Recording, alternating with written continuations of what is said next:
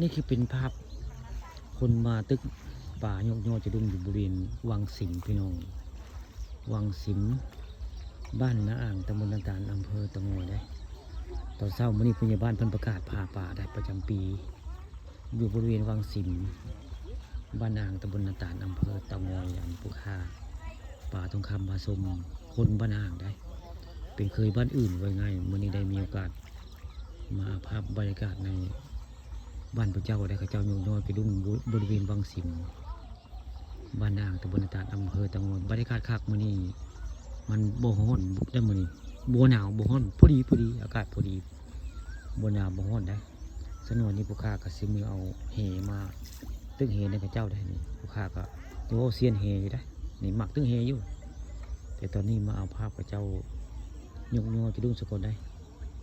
นี่ตอนเช้ามื้อนี้พาแต่เฮือนมาแต่เช้าได้พาแต่เฮือนมายกยอจะดุงบริเวณวังสิมบ้านห่างตำบลต่างๆอำเภอตะโงยสกลได้จากสีเมื่อเอาเหมาตึกน้ำพ่นได้นี่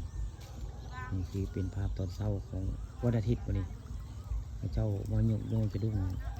ผ่าป่าประจำปีอยู่บ้านนางตำบลต่างๆอำเภอตะโงยนี่คือเป็นบรรยากาศตอนเช้าได้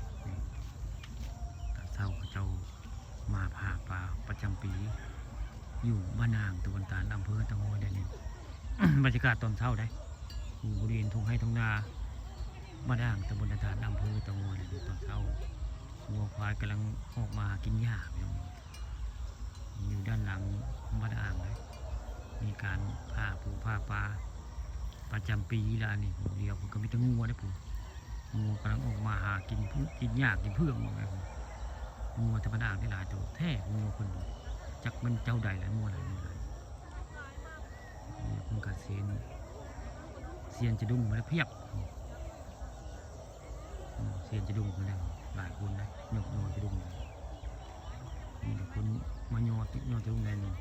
บรรยากาศตอนเช้า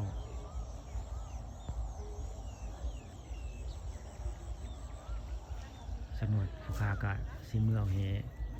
มาตึกตั้งกับเจ้ากันได้นี่งานพาปลาประจำปีบ้านอ่างบรรยากาศคักน้ำน้อยปลากาสีได้ปลาบ้วนแล้วนี่เราจะดุ้งไผ่ปลาบ้วนพญมนบญโยด้วยนี่